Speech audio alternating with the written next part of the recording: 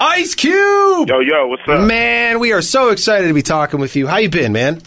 Man, I'm great, man. I'm good as a government check. That might not be so good anymore. Hey, you got to be. I thought this was a like a little tournament going on here, but no, man, you started your own Big Three basketball league.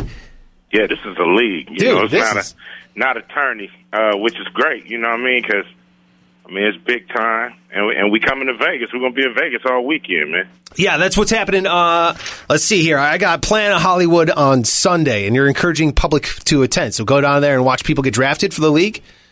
Yeah, we having our first draft. We actually having a combine at UNLV, but that's not open to the public. But we're going to see if these guys still got it. It's professional 3-on-3 basketball with ex-NBA players or retired players. So it's kind of cool to see them, get back on it and go after it in this 3-on-3 format. Yeah, I know exactly what you're talking about. Now, in "It Was a Good Day," your wonderful song, you say that you barely even tried and you got a triple-double. How real is that? Yeah. Is that real? I mean, come on, I'll be honest. Yes, man, it's very real. I keep a statistician with me. I mean, you're like, I didn't even try and I got a triple-double. Were you playing children? I mean, because I know you're a basketball fan. What you saying about my game? What are you saying? I'm just, how tall are you? How tall are you? It don't matter. Yeah, how tall are you and you've never dunked, Sparks? Why don't you tell right. them No, that? that's a good point. That's matter. a good point. What they got to do with it? I don't know. I'm just trying to see what the kind of competition was at the time. Oh man, it was a neighborhood competition, so it was almost like a prison game. And look, I was dominating that day. At least the day I wrote the song. So yeah, it was a good day. Yeah, I love it. Well, we know you're a big sports fan. Doug, you got a question? Cube, you and I are almost identical twins. We've grown up basically with the same kind of life. And amazingly enough, we're also both Oakland Raider fans. And, of course, being here in Vegas, what are your thoughts of them moving down to Las Vegas? And will you recut your song if they do? Or when they do? Well, being the president of the Raider Nation, you got to kind of go where your army leads you. So, that's what we doing. I feel sorry for Oakland, but I feel happy for Vegas. And, I have no problem coming to Vegas, hanging out. If we got to recut the song, we just got to recut the song. It don't matter. It's just all about Raider Nation. And, so that's how I feel about that. Hey, Cube, this is Greg. I got a question going all the way back to the 90s, man. When you were, obviously everybody knows you were in Friday, one of the best comedies of all time. Now, I noticed on there, too, I was kind of surprised that you were actually a writer on there with DJ Pooh. Now, did you write comedy before? Was that something that you did at all before then? Or did you just wake up one morning and I'm going to write one of the most iconic comedies of all time? Well, no, I had never wrote comedy at the time. I had, tried to write a few scripts, but they were drama. And, I was just a big fan of, In Living Color, big fans of movies like Hollywood Shuffle. And, these were, basically taking, comedy, shooting it on a kind of real, raw level. So, after I saw Hollywood Shuffle, I was like, man, we can do that about our neighborhood. And, everything in Friday has happened in the neighborhood. So it was cool to just try to put that together on that level. After doing Boys in the Hood, after seeing Menace to Society, I'm like, man, everybody think how we grew up was just total hell. I'm like, nah, we had fun. We need to show that.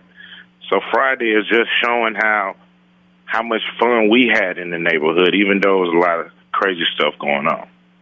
Well, Cube, I know you also write music. Some would say you're a Shakespeare of rap music. And I don't know if you saw the study that Addictions.com did, and they analyzed song lyrics and concluded that rap music actually has less drug references than any other genre, with country having the most, then rock, then jazz. All right, what are your thoughts on that? Jazz? Then yes, jazz. Those crazy jazz cigarettes? They're smoking those jazz cigarettes, eh? Yeah. I mean, I haven't heard too many drug references in jazz, but more than rap. But let me listen I got to listen a little closer. But what it is,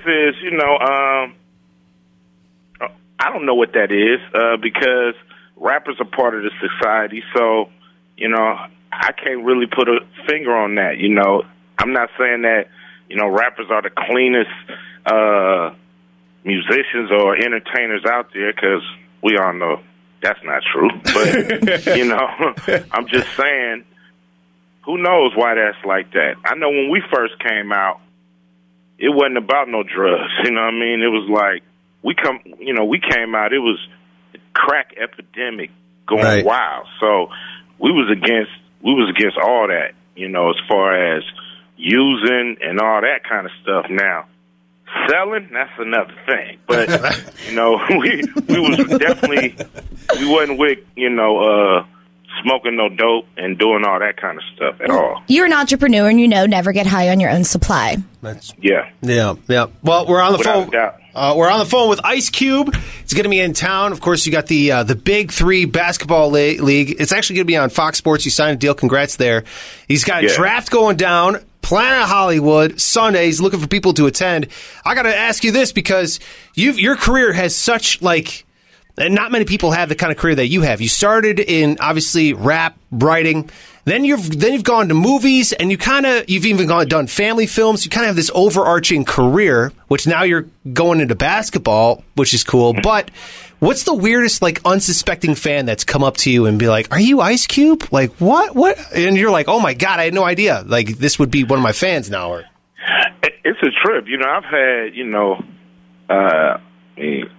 everybody talk about the little old ladies that come up and say they listen to my music, and I'm like, whoa, you know what I mean? You listen to my music. I done had congressmen, people just to say that they were fans on the side. I've had councilmen, and so it's been a wide array of people that's just blown me away that they even, I could see them seeing my films, but listening to my music,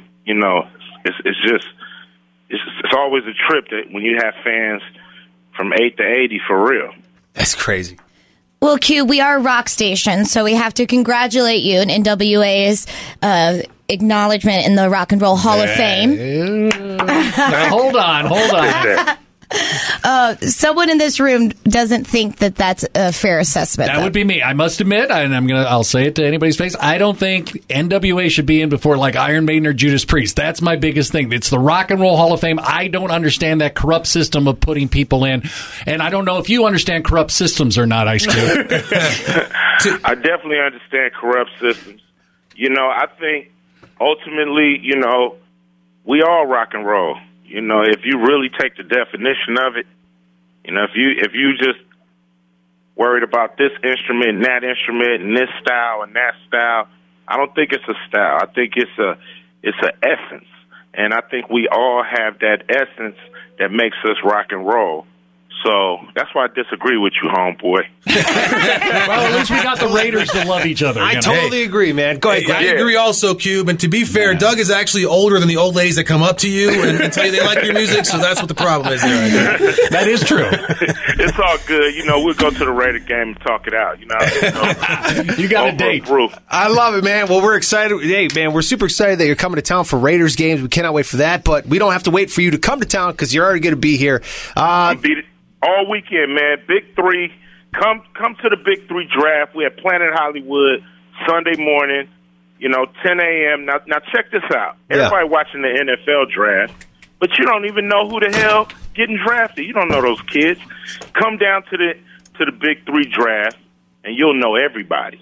Because these are all household names, superstars that used to play in the NBA. Yeah, man, I love who you got. Big Three. You got, was it Allen Iverson I read?